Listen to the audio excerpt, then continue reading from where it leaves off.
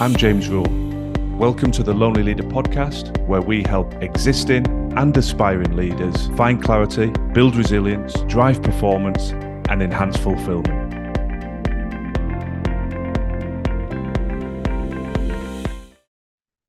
Today, I'm talking about valuing your people.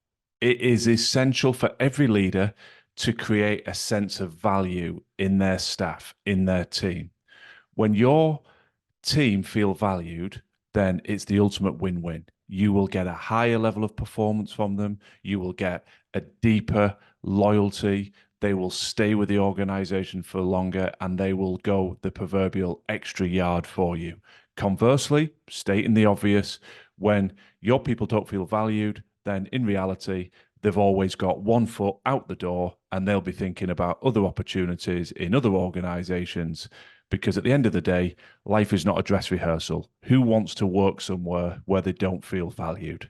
So the purpose of the episode today is to share some of the insights that, as ever, come from my own personal experiences as a leader, but also come from the privilege I have of coaching and mentoring leaders in a variety of organizations and being able to observe and study the best practice that they demonstrate and that I see really creates that sense of value in the people that they are leading day to day. So how do you create value? Well, I'm going to run through 10 points that I feel are integral to achieving that goal. Number one, pay, remuneration, compensation, whatever you want to call it. It is foundational in creating that sense of value. It is not people's only driver, but it is a necessity. However much you enjoy working for your particular leader, if you can't pay the bills, you're not going to be able to stay there for the long term.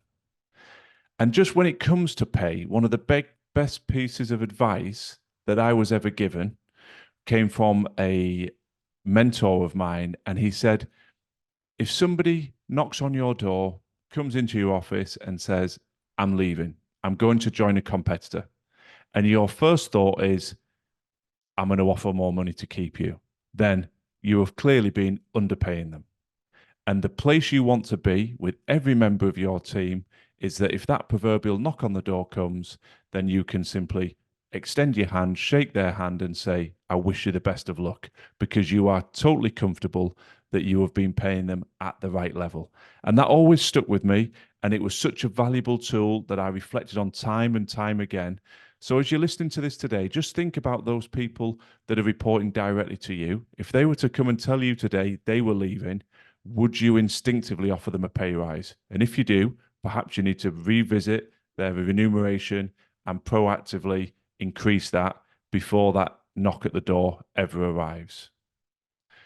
So pay is one area, but the next point I want to talk about is far more important from my personal perspective, and that is to look at your employees as people as opposed to simply cogs in the wheel, simply employees there to do a job. Now, that might sound a bit touchy-feely, but it's very easy to say, I'm only interested in what my personal team do in their professional role. I understand that. That's, at the end of the day, what they're being paid for. However, you miss a real trick in enhancing their performance, because when you genuinely take an interest in your people as human beings, you reap the benefit of that tenfold. Understand what their family dynamics are and understand what does success mean to them. It's a question I always like to pose to my staff. What does success mean to you? Because it really opens the lid on how each different individual is wired. Some people are driven by very different things, and actually taking the time to know them as people gives you a fascinating insight into how to get the best out of them. And that's something I'll circle back to in due course. My third point is actively listen. And I think this ties in very nicely with getting to know your people as human beings, because if you don't truly listen, then you'll miss a whole raft of intelligence that helps you get to know them. And it's all too easy for leaders now to be pushing their message out, to be cascading instructions down the proverbial hierarchy. But a challenge for every leader is to truly listen. Yes, it helps you to get to know your people, but also it's instrumental in this value piece, because we've all been there. When you're with a superior or a colleague that's not truly present, they may be checking the phone, or worse, they may be looking over your shoulder at who they need to go and speak to next. It doesn't fill you with a warm feeling. In fact, quite the contrary. It's very, very disempowering, and it leaves you feeling undervalued. So if you're not taking the time to truly listen, you may think, well, it's not my fault, I've got too much on my plate. Well, you need to just pause for a second, because the ripple effect of leaving your staff in that disempowered state can be enormous. Conversely, when you make them feel that you are truly present, that you're listening, that you're engaged in the conversation, they feel that. So, it's so easy to neglect, and it's so easy to do properly. I'm not saying you have to sit with people for hours and every day. It can be a matter of minutes. But when you are with members of your team, make sure you are truly with them. The next point is speak their language. And again, you'll see there's connectivity to all of these points. If you don't get to know your team as people, and you don't actively listen, then you are going to really struggle to speak their language. And the facts remain that we're all different. We're all different in terms of how we're wired. We're different in terms of what motivates us. Some people like the proverbial arm around the shoulder. They like to be given the kind word and the encouragement. Other people need the proverbial stick. I'm not saying you literally beat people with a stick, but you'll have heard the analogy, the carrot or the stick. Some people need a little bit firmer language and direction, and that's the classic analogy that you hear people talk about in the sporting dressing rooms, the arm around the shoulder versus the more direct language. And business is no different, but you have to understand your people, and you have to tailor your message to speak their language. If somebody is more motivated to move towards their desires, for example, then that's what you need to be utilizing as a lever to reinforce your messaging.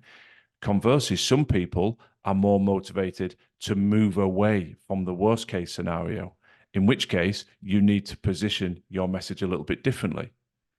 That might sound like I'm talking in riddles, so I'll use the example of physical health.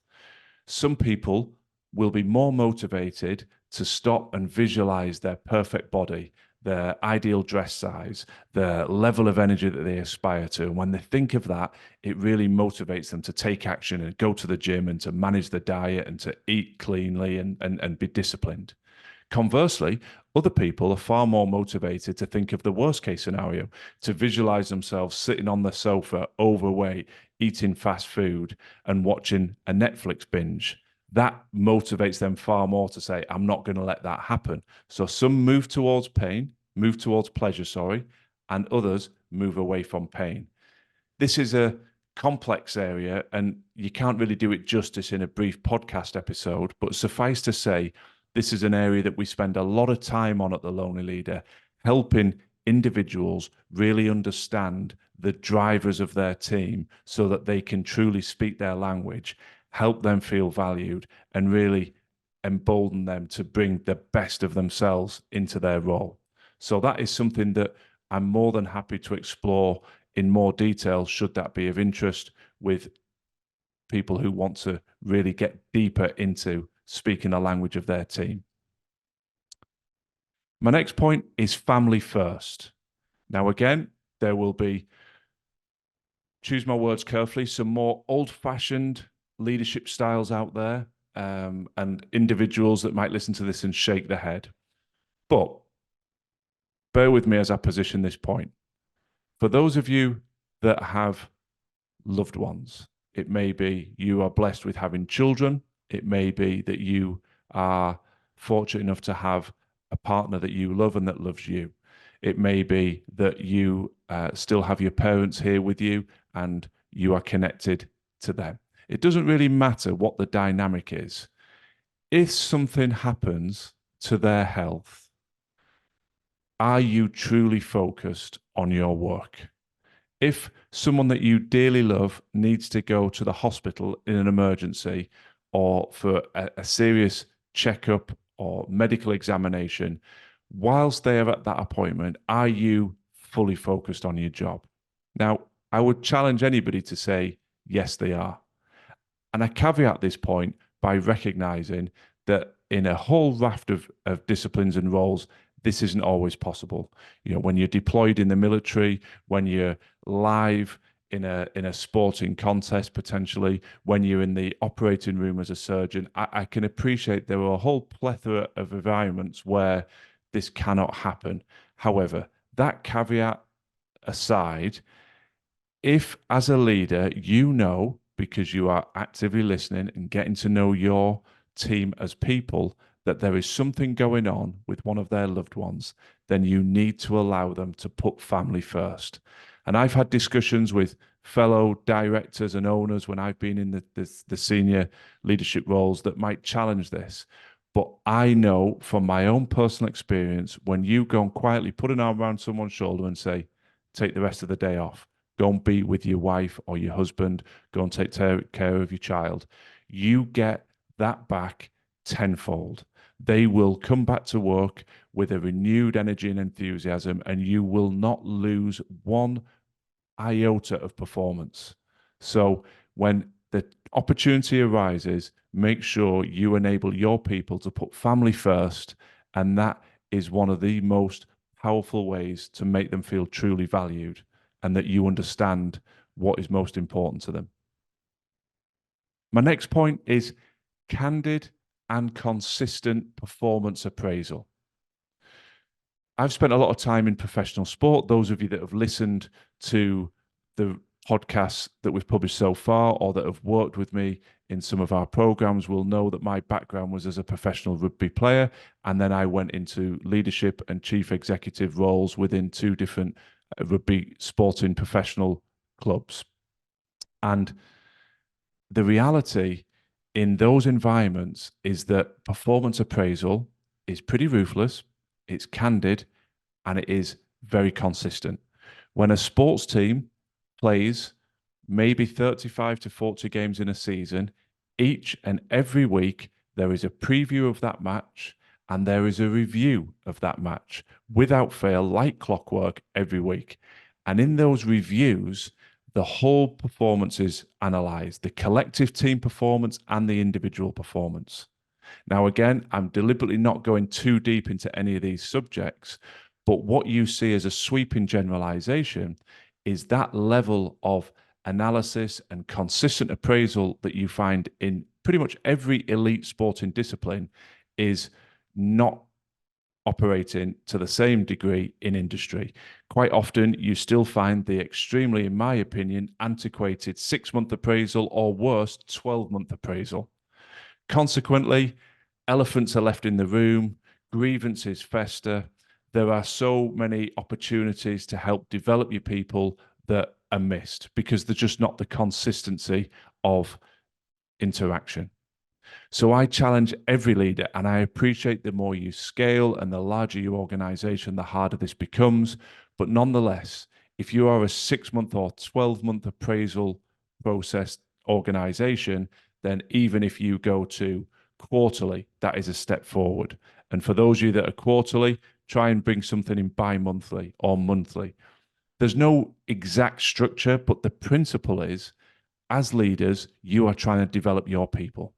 One of the best ways for them to feel valued is that they consistently get feedback on their performance from you. Now, that's good and bad. That's where the candid element comes in. This isn't just a case of constantly reiterating how special they are and what a good job they're doing. Yes, that's important. But when performance slips or when mistakes are made, it's equally important to be able to deal with those issues without emotion and help the individual learn. Learn from the good and reinforce the best practice, and learn from the bad and the mistakes. So I think it's hugely important. It doesn't need to be long, elongated meetings, but regular, short, sharp interactions with candid and consistent feedback is a really powerful way to enhance value in your team.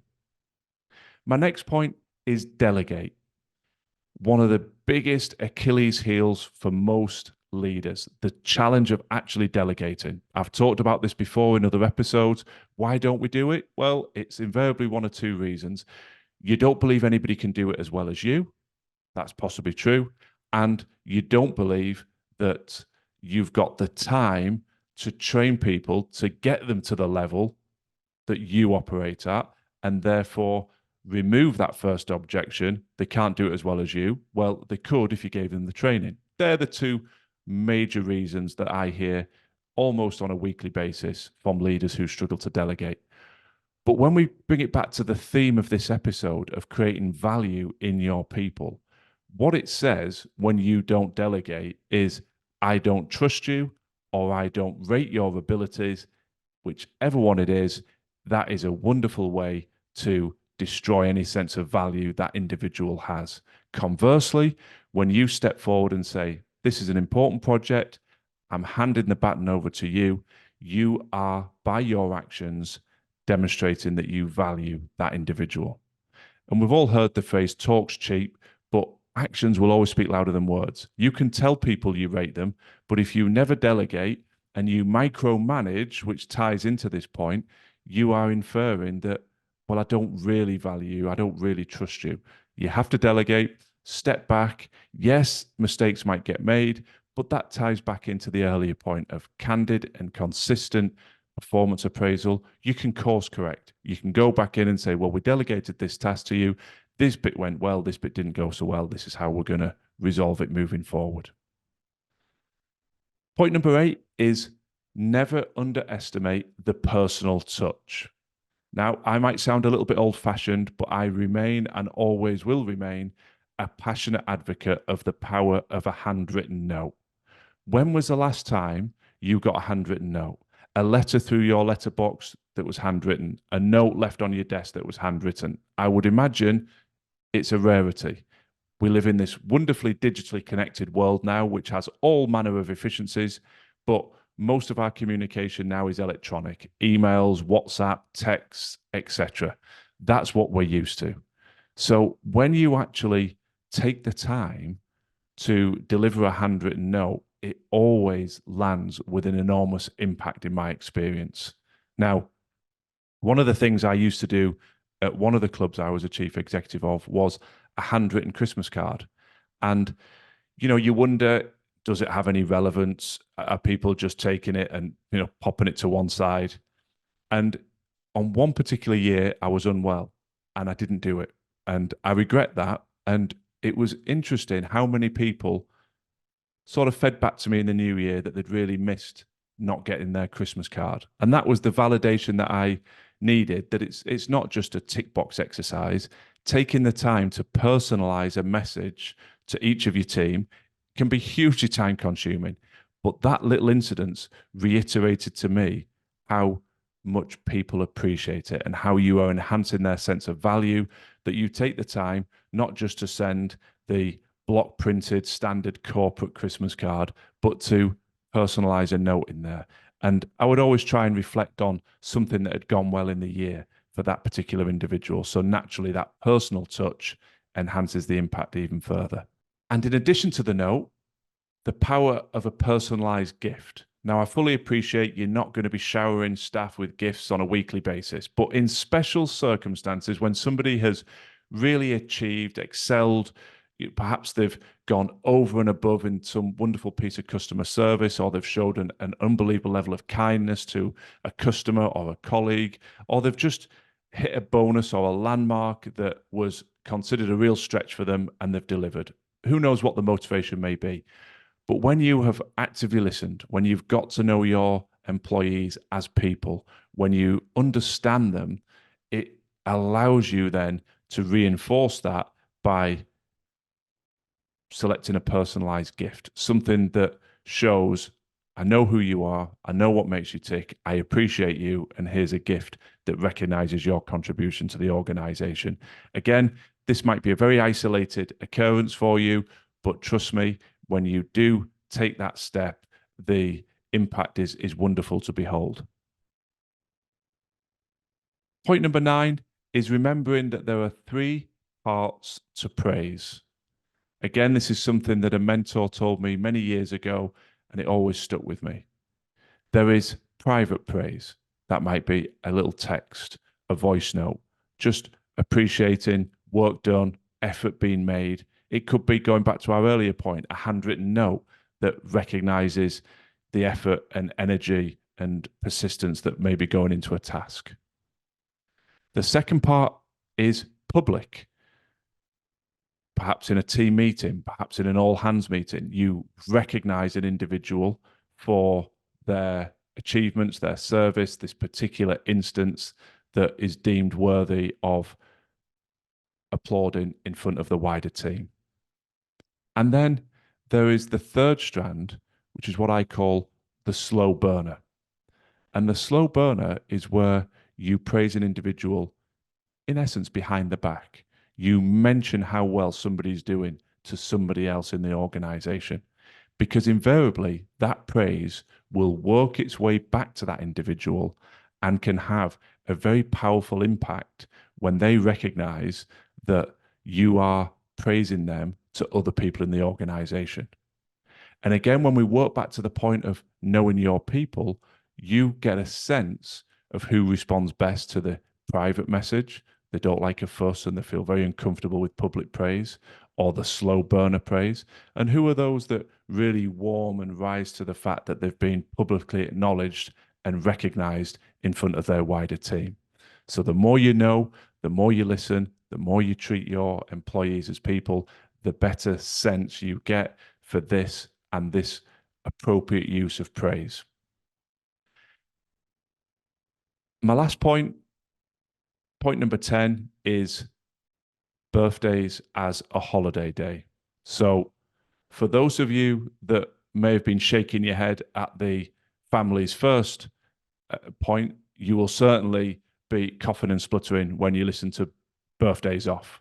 But it's the same premise, slightly different notion. Who really wants to be at work on the birthday? Who gets up and goes, yes, it's my birthday, I can't wait to get to my desk? Well, some of us might, but I think most of us would rather have the opportunity to spoil ourselves, spend it with a loved one, or if our loved ones are at work, spend it doing the things that you are most passionate about. Perhaps that's just being out in nature. Perhaps it's going for a round of golf. Perhaps it's having lunch with a friend. Perhaps it's going to the spa for the day. Who knows? But we've all got something we'd love to do. And when better to do it than on your birthday? So I made it a point of principle in my leadership journey that in addition to the standard vacation time, each member of staff, where feasible, would be able to get their actual birthday off, or when not practical, a day in lieu for their birthday. So for instance, in the sporting arena, you could hardly give players a day off if they're due to be out on the field of play, equally coaches, etc. But for the most roles, the back office roles, etc., you could do that. Now, again, for those of you that might think, well, that's ridiculous, you're just giving people a free day off and that just compromises the performance of the business. I watched it, assessed it, and analyzed it over years. The energy that people show prior to their birthday is equivalent to when people are trying to clear their desk ahead of a vacation. People are really disciplined in going the extra yard to tie off any and all actions and things on their to-do list. Then, when they return from a restorative day off to celebrate their birthday, they come in with a high level of energy. And once again, you get an enhanced level of performance because there's a deep sense of gratitude that they were able to have that experience to celebrate the birthday. So I know that's a little bit of a quirky example, the family first and the birthdays off. You'll find your own examples, but fundamentally, our job as leaders is to get the best out of our people. And that can take many forms. I've shared 10 points today that I believe help you enhance the sense of value in your team. And at the end of the day, our legacy is to develop good people, good professional operators, and ideally, the leaders of the future. And if you can show them how to lead whilst valuing people, they will hopefully take that forward and pay that forward in their leadership style.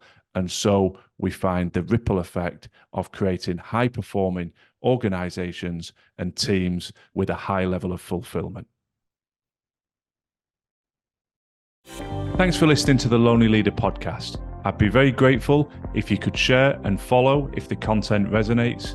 And if you're looking for additional free resource to support your continued growth and development, then please do check out our social media and website details in the show notes.